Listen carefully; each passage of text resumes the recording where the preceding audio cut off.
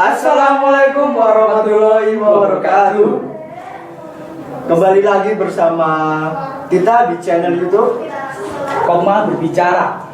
Halo Sobat Kopma. Kembali lagi dengan saya Satria Dan saya Ainur Rosidin.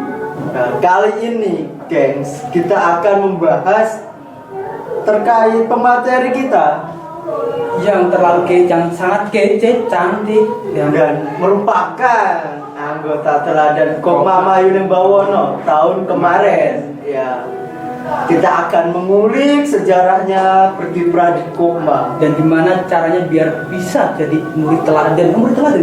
Anggota teladan Kopma itu sekali ya. Iya. Gak usah berdiri aja, langsung aja ya. Langsung aja Mas, kita panggil Mbak Husna Karisma Salsabila. Halo Mas Satria dan Mas Ainur. Oke. Hui. Gimana nih Mbak kabarnya? Alhamdulillah baik banget dong. Nah sekarang hidup di mana nih sekarang? Hidup di mana? Insya Allah di sekitar sini saja, di sekitar kampus. Iya. Oh ya, alamat Alamat apa? barangkali kan kita mau mampir gitu kan. Bang, teman-teman juga mau kenalan, mungkin bisa. Boleh, Mungkin boleh. bisa perkenalan dulu Mbak Husna. Perlu ya ini. Perlu sekali, karena kan anggota teladan. Betul sekali. Oke, langsung aja ya teman-teman. Sobat Kopma ini kan. Kenalin, namaku Husna Karisma Salsabila, biasa dipanggil Una, dari jurusan Sastra Inggris. Dan alamatku aslinya Ngawi, ngekos di sekitar kampus seperti itu. Jauh ya Ngawi. Ya lumayan lah Mas. Sekarang jurusan apa tadi? Sastra Inggris. Sastra Inggris, pasti bisa bahasa Inggris ini. Boleh dong perkenalan pakai bahasa Inggris. Biar kawan-kawan biar mengedukasi kawan-kawan bahasa internasional loh. Ya kan udah ini. kan teman-teman biar gampang pahamnya gitu. Terus kan? Mungkin seperti itu. Mungkin gimana sih Mbak awal mula Mbak Husna Karisma Salsabila ini berminat untuk masuk ke Kopma itu? Boleh cerita Sehingga menjadi anggota teladan tahun 2021. Ya ampun. Jadi antri. Oke. Sebenarnya cerita dulu aja ya ini. Boleh. Awal mula kenapa kok saya ini milih ikut UKM atau UKK Kopma ya. Jadi yang pertama itu saya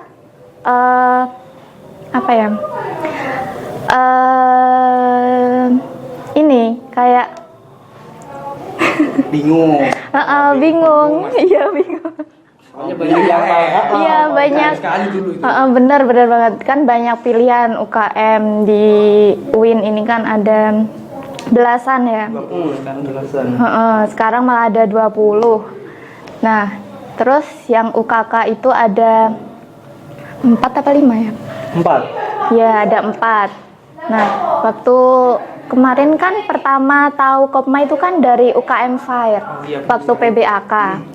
Nah, itu saya juga sempat mampir di stand Kopmanya. Jadi di stand waktu UKM Fair. Nah, terus saya kayak tertarik gitu. Kopma, Koperasi Mahasiswa. Ini tuh tentang apa gitu. Jadi kayak tertarik aja. Terus kalau UKM yang lain kan kayak ada backgroundnya masing-masing nih. Misal kayak yang gas itu pasti musik, terus sentra tari gitu. Terus kalau Kopma tuh apa? Koperasi yang apa gitu? Belum ada gambaran gitu loh. Dalamnya itu apa gitu. Nah karena saya belum tahu apa-apa nih. Kopma itu emang gimana toh gitu kan? Kayak gitu berarti kayak ingin tahu. Pengen tahu Kopma lebih dalam tuh emang gimana gitu aslinya. Ya terus akhirnya saya memutuskan untuk mendaftar Kopma dong. Ya itu sebelumnya saya ya adalah temen buat daftar juga. Terus akhirnya ya kita mutusin untuk itu satu-satunya cuma daftar Kopma. Betul sekali. Emang dulu juga gitu. Banyak UKM sih. Jadi saya Iya, juga bener. bingung untuk memilih. Untungnya ada teman satu grup lah kelompok. Ayo ikut UKM ini Kopma. Ya udah aku ikut. Ternyata gini dalamnya bagus sekali. Mudah dong Kopma. Oh, kira-kira Ya, seperti Mbak itu. Husna itu masuk Kopma itu sejak tahun berapa sih? Ya, masuk Kopma itu sejak awal masuk kuliah juga. Jadi waktu maba tahun 2019 itu udah. Jadi Ingin ikut. maba langsung ikut organisasi ya? Langsung nyemplung ini langsung. Iya kan? Aktivis sekali Anda. Bagus sekali. Pasti jiwa-jiwa organisasi banyak. Heeh. Ya bisa dibilang seperti itu ya sejak dari aliyah ya saya backgroundnya. Jadi MA ya? iya Pasti seperti ikut itu. organisasi juga. Iya tentu ada beberapa gitu. Langsung aktivis sekali. Nah, Contoh. ini Mbak, awal pertama masuk Kopma. Iya. Nah, gambaran yang Mbak Husna lihat itu seperti apa? Oh, ini toh Kopma. Apakah Mbak Husna kecewa atau malah ingin mendalaminya? Ketika saya sudah masuk dan sudah tahu nih di Kopma itu ada ini. Ternyata itu Kopma itu luas banget gitu loh.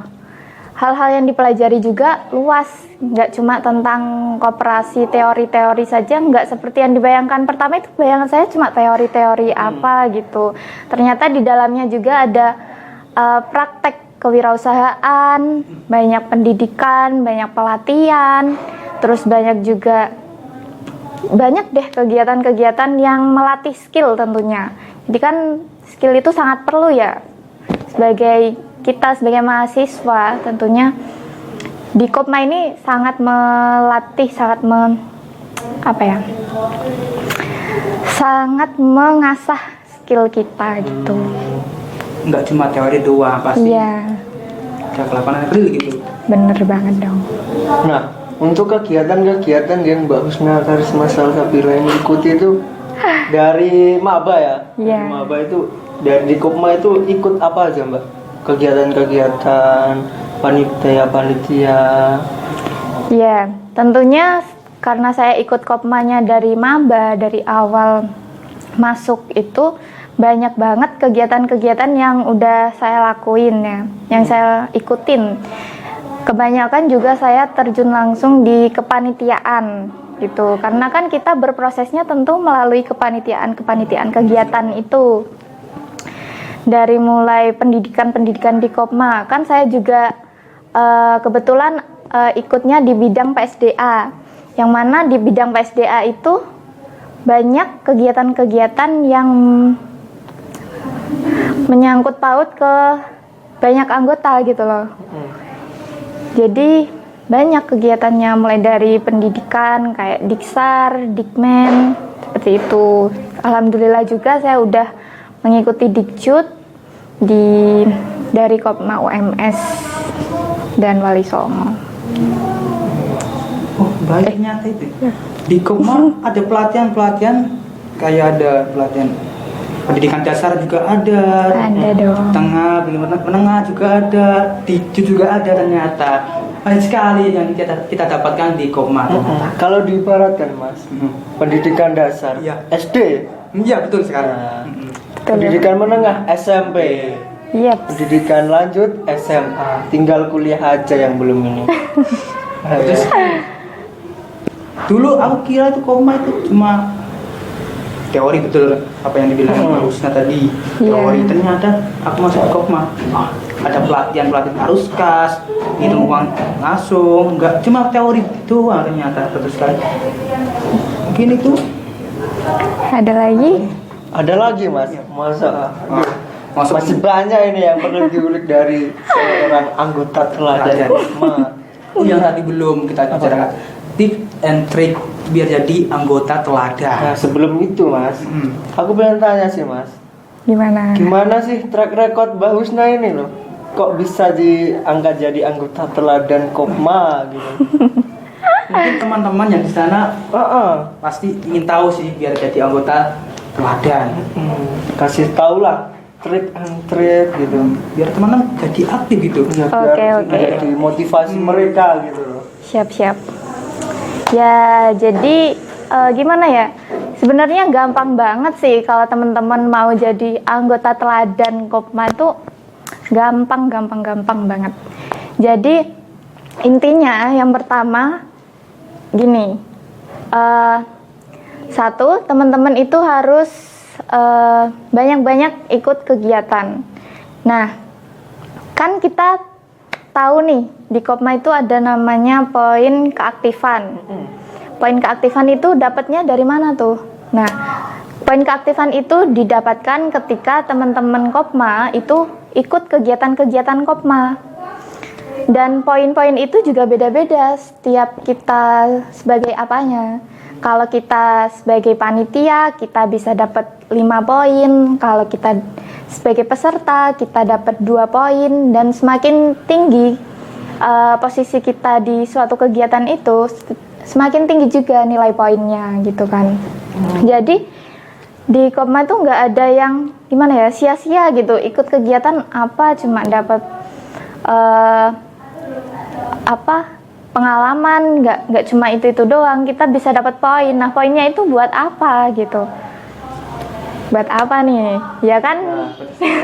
Anggota Kopma pasti tahu. Mungkin bisa dijelaskan dulu Mbak, buat apa sih poin keaktifan? Ya, poin keaktifan itu kan buat di akhir nanti bisa ditukarkan jadi SHU, diakumulasi jadi SHU.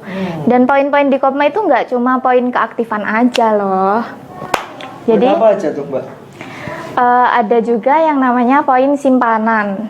Poin simpanan itu didapatkan kalau kita sering-sering nabung simpanan sukarela kayak gitu. Jadi kita nabung pun nggak cuma nabung nitip uang doang, tapi kita juga bakal dapat lagi nih, dapat poin yang nantinya juga kan balik lagi jadi cuan lagi untuk Intinya kita. cuan terus ya. Iya.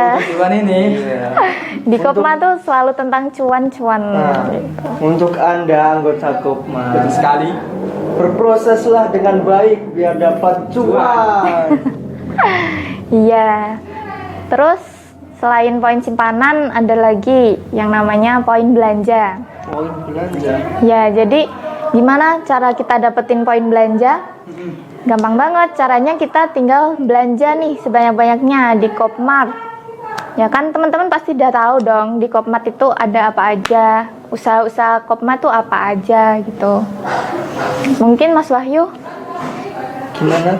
bisa jelasin usaha Kopmart. Udah tahu dong pastinya kan pastinya. sebagai anak Kopma gitu. Di usaha Kopma itu ada 4. Yang pertama Kopmamat yang berdiri di Menara Megah, simbolik UIN Raden Maisa Surakarta. Terus yang kedua ada Kopma Merchandise yang menjual pernak-pernik, souvenir dan lainnya. Yang ketiga ada apa Mas Ainur? Ada Kopma Sale yang menjual pulsa, paket data, top up dana, Shopify dan top up Free Fire tentunya untuk Anda yang main Free Fire. Betul. Yang terakhir ada Kopma Catering untuk Anda yang Ada membutuhkan catering. snack, makanan untuk acara, langsung aja ke Kopma. Pokoknya aja di Kopma pasti banyak menu-menu yang ada di Kopma. Dan juga ada coming soon ayam ngampus yang berada di belakang menara. Ini perdana ini. Mantap. Perdana ini Mas ya. Iya, perdana Mas. Soalnya dari segi tahun kemarin nggak ada namanya ayam ngampus kan, nggak ada. Mungkin ini akan jadi ikon di kampus kita. Ayo ke ayam ngampus terus sekali. Biar jadi inovasi baru buat tahun ini. Oke, siap-siap. Jadi kan tadi udah dijelasin nih ada poin belanja yang mana kita dapatkan ketika kita belanja di usaha, di unit usaha Kopma, seperti itu ya. Nah, di poin belanja juga itu ada pembagian poinnya masing-masing gitu.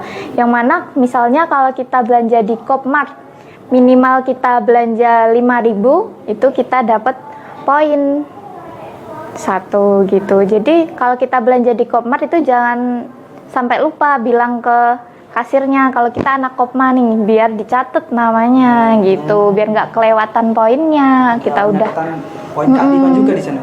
bener seperti itu. Jadi tipsnya yang pertama ya ini, kita ikut kegiatan, terus kita sering-sering nabung simpanan sukarela, terus kita sering-sering belanja di Kopma, di unit usaha Kopma. Jadi itu dari situlah Dari dapetin. situlah kalau Anda mendapatkan gelar sebagai anggota teladan. Alhamdulillah seperti itu. Tepuk tangan dong.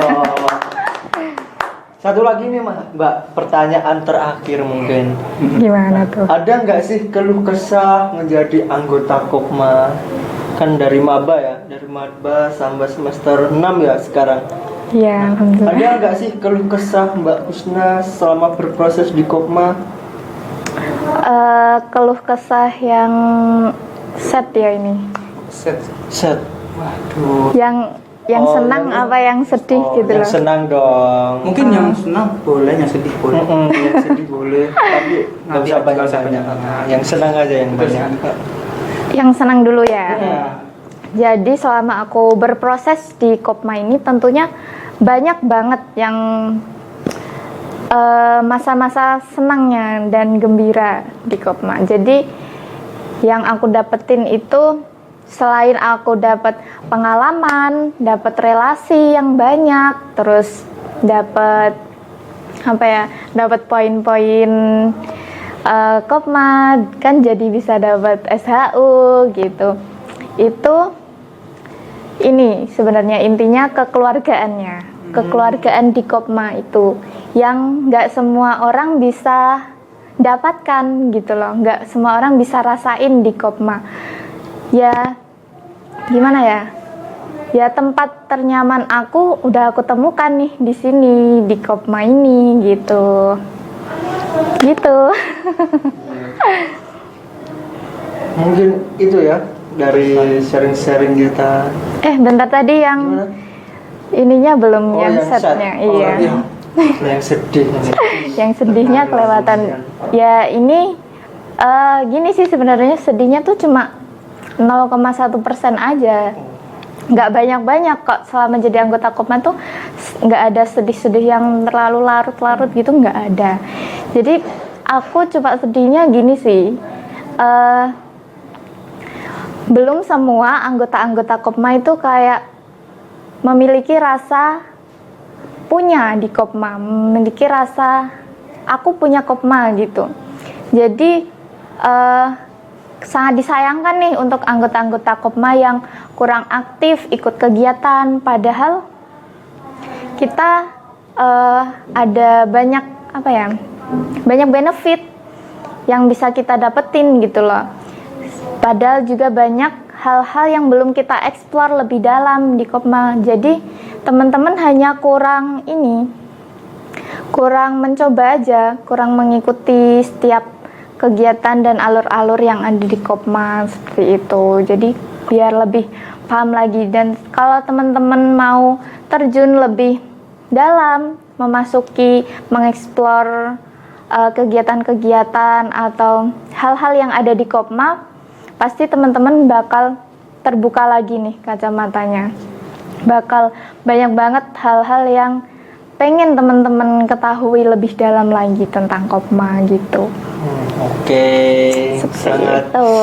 mengena sekali ya. Dan ada makna yang tersirat juga. Masuk dalam hati teman-teman. Iya. Sangat dalam sekali. Siap. Mungkin itu ya sharing-sharing dari Mbak Husna. Mungkin kedepannya kita boleh bicara lagi lah, ngobrol bareng lagi. Siap. Yang episode yang Yang selanjutnya. selanjutnya dengan narasumber yang BC. berbeda. Oke, siap. Nah, dari penyampaian dari Mbak Husna tadi, saya dapat menyimpulkan untuk kalian anggota Kopma Mayun yang Bawono, mari kita pupuk rasa kekeluargaan Betul sekali, Mas. bersama-sama. karena kan koperasi asasnya kekeluargaan. Betul sekali. Jadi di Kopma itu berproses lebih dari keluarga. Nah, yang kedua, kalian itu anggota Kopma sebagai pemilik Kopma Mahayuning Bawono. Jadi gunakan hak kalian dan kewajiban kalian untuk membangun koperasi mahasiswa Mahayuning Bawono. Mungkin itu ada closing statement, Mbak, dari Mbak Rusna. Closing statement ya. Gini sih dari aku, Kopma itu bukan beberapa dari kita, tapi Kopma itu kita semua. Seperti itu. Mungkin dari Mas Ainur. Gak ada tuh saya kan cara ini. Oh iya. Ada pesan-pesan Boleh yang disampaikan untuk mungkin untuk para para anggota penonton dari Kopma lain mungkin. Iya. Oke, siap-siap. Kesan pesannya ya, intinya dimanapun kalian berproses, dimanapun kalian ikut organisasi apapun yang kalian ikuti, itu adalah tempat berproses kalian gitu. Terus kalau kita sudah mengikuti, sudah masuk ke dalam organisasi itu, ya kalian harus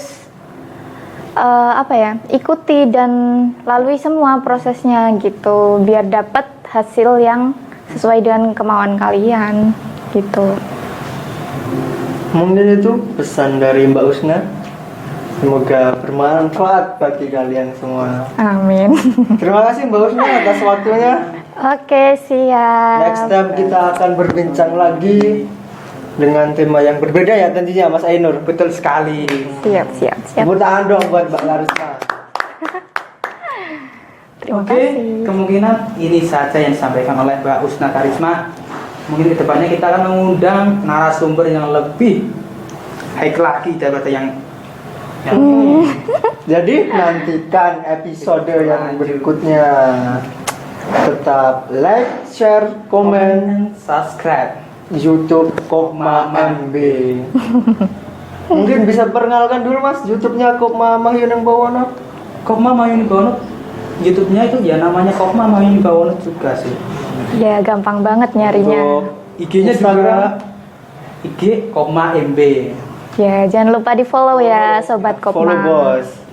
Jangan lupa di like, komen sebanyak-banyaknya, di-share sebanyak-banyaknya. Soalnya kita ini